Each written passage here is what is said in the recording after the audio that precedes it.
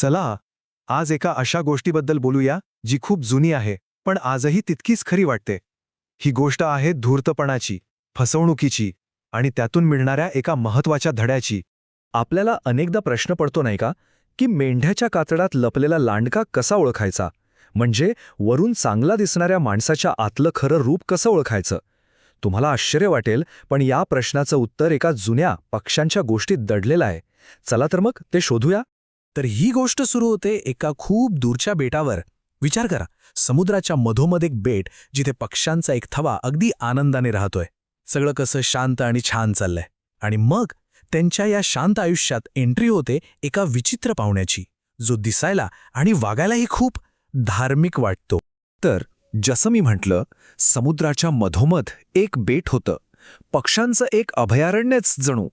सगळे पक्षी तिथे शांततेत राहत होते. आणि त्यांचा नेता होता बोधिसत्व, जो खूप शहाणा होता.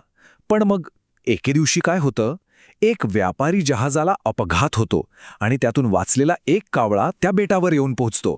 आणि इथूनच सगळा खेळ सुरू होतो. आता हा कावळा काही साधासुधा नव्हता. तो खूप विचित्र वागत होता. तो एका पायावर उभा राहायचा, तोंड सतत उघडं ठेवायचा. आता साहजिकच बाकीच्या पक्ष्यांनी त्याला विचारलं, अरे बाबा, तू एका पायावर का उभा आहेस? तर तो काय म्हणाला, अहो पृथ्वी माझं वजन सहन करू शकत नाही. आणि जेव्हा विचारलं, तोंड का उघडं ठेवदास? तर उत्तर आलं, मी फक्त वारा पिऊन जगतो. विचार करा, हे ऐकून त्या भोळ्या पक्ष्यांना काय वाटलं असेल.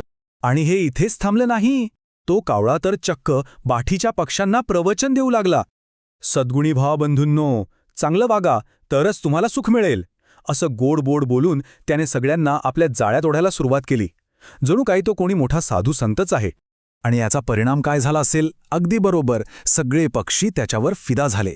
त्यांना वाटलं, वा, काय पुण्यवान पक्षी आहे हा, एका पायावर उभं राहून आपल्याला ज्ञानाच्या गोष्टी सांगतोय. त्यांनी डोळे झाकून त्याच्यावर विश्वास ठेवला. म्हणजे कावळ्याचा प्लॅन अगदी व्यवस्थित यशस्वी झाला होता. पण म्हणतात ना, प्रत्येक गोष्टीची एक किंमत असते. या आंधळ्या विश्वासाची किंमतही त्या पक्ष्यांना लवकरच चुकवावी लागणार होती. कारण त्या बेटावर नकळतपणे एक भयंकर रहस्य जन्माला येत होतं. पक्ष्यांचा विश्वास इतका वाढला की ते चक्क आपल्या अंड्यांची आणि लहान पिलांची जबाबदारी त्या पवित्र कावळ्यावर सोपवून अन्नाच्या शोधात जाऊ लागले. म्हणजे विचार करा, त्यांनी आपल्या सगळ्यात मौल्यवान गोष्टी एका अनोळखी व्यक्तीच्या हातात दिल्या होत्या. त्यांना जराही कल्पना नव्हती की ही त्यांच्या आयुष्यातली सगळ्यात मोठी चूक ठरणार आहे. आणि मग तेच झालं ज्याची भीती होती. हळूहळू एकेका घरट्यातून अंडी आणि पिले गायब होऊ लागली. पण गंमत बघा, एवढं होऊनही त्या संत कावळ्यावर कोणालाही थोडासुद्धा संशय आला नाही. त्याचा ढोंगीपणा इतका जबरदस्त होता. आता मात्र सगळ्या पक्ष्यांमध्ये हाहाकार माजला. भीतीचं वातावरण पसरलं. सगळे एकमेकांना विचारू लागले, आपली पिल्लं कोण खातंय, ती कुठे जात आहेत? पण या प्रश्नाचं उत्तर कोणाकडेच नव्हतं.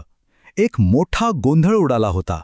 आणि मग या सगळ्या गोंधळात कथेला एक महत्त्वाचा टर्निंग पॉइंट मिळतो, जेव्हा त्यांचा शहाणा नेता बोधिसत्व पुढे येतो आणि ठरवतो की काहीही करून या रहस्याचा छडा लावायचाच. बोधिसत्व बाकीच्या पक्ष्यांसारखा घाबरला नाही. त्याने शांतपणे विचार करायला सुरुवात केली. त्याच्या मनात एक गोष्ट आलीये. अरे, पूर्वी तर इथे असं काहीच घडत नव्हतं. हे सगळं त्या कावळ्याच्या आल्यापासूनच सुरू झालंय. त्याला कळून चुकलं की हा निव्वळ योगायोग नाही, काहीतरी गडबड नक्की आहे. मग सत्य शोधून काढण्यासाठी बोधिसत्वानं एक जबरदस्त प्लॅन बनवला. अगदी साधा पण प्रभावी. त्याने ठरवलं की तो रोजच्यासारखं बाकीच्या पक्ष्यांसोबत चारा शोधायला जाण्याचं नाटक करेल, पण मध्येच गुपचूप परत येईल आणि कुठेतरी लपून बसेल. त्याला बघायचं होतं की त्याच्या आणि इतरांच्या गैरहजेरीत हा संत कावळा नक्की करतो तरी काय. आणि मग तो क्षण आलाच. तो क्षण जेव्हा त्या कावळ्याच्या चेहऱ्यावरचा ढोंगीपणाचा मुखवटा फाटणार होता आणि ते भयंकर सत्य सगळ्यांसमोर येणार होतं. बोधिसत्व लपून सगळं बघत होता आणि त्याने जे पाहिलं ते पाहून त्याच्या पायाखालची जमीनच सरकली. जसे सगळे पक्षी नजरेआड झाले, तसं त्या संत कावळ्याने आपलं साधूचं सोंग बाजूला ठेवलं आणि तो थेट घरट्यांवर तुटून पडला. पोटभर अंडी आणि लहान पिले खाऊ लागला. त्याचं ते खरं हिंस्त्र रूप आज उघड झालं होतं. हे पाहिल्यावर बोधिसत्व लगेच सगळ्या पक्ष्यांकडे परत गेला. त्याने सगळ्यांना एकत्र बोलावलं आणि त्या कावळ्याचं बिंग फोडलं. तो रागाने म्हणाला, अरे मूर्खांनो, तुम्ही ज्याची पूजा करत आहात, ज्याला पुण्यवान समजत आहात, तोच आपल्या पिलांना खातोय. तो सद्गुण असं फक्त तोंडाने म्हणतो, पण प्रत्यक्षात तोच आपला शत्रू आहे. बोधिसत्वाने त्याच्या ढोंगीपणाचा अक्षरशः पंचनामा केला. तो म्हणाला, त्याचे सद्गुण म्हणजे नुसता पोकळ आवाज आहे, त्याची धार्मिकता पूर्णपणे खोटी आहे, त्याचं हृदय कपटाने भरलेलं आहे, तो कोणी संत नाही तर बिळात लपून बसलेल्या काळ्या सापासारखा आहे, जो योग्य वेळी येताच डंख मारतो. जेव्हा हे सत्य सगळ्यांसमोर आलं तेव्हा बोधिसत्वाने न्यायाची मागणी केली. त्यांनी सगळ्यांना सांगितलं, या विश्वासघातक्याला शिक्षा झालीच पाहिजे. आणि मग सगळ्या पक्षांनी मिळून त्याला धडा शिकवला. तर ही होती कावळ्याची गोष्ट. पण ही गोष्ट इथे संपत नाही, कारण या कथेमागे एक मोठा अर्थ दडलेला आहे. चला आता आपण बघूया की ही कथा आली कुठून आणि तिचा खरा बोध काय आहे.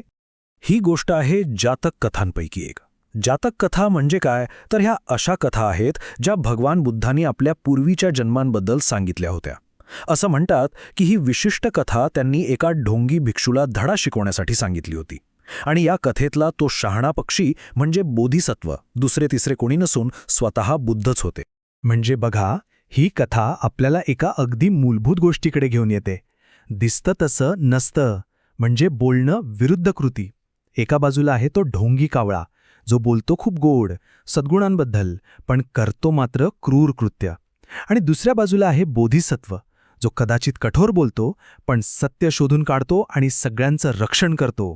आणि म्हणूनच ही हजारो वर्ष जुनी कथा आजही आपल्याला तितकीच लागू पडते. ती आपल्याला एक साधा पण महत्त्वाचा प्रश्न विचारायला लावते की आपण कोणाच्या शब्दांवर विश्वास ठेवतो आणि कोणाच्या कृतींवर लक्ष ठेवतो. विचार करण्यासारखा प्रश्न आहे, नाही का?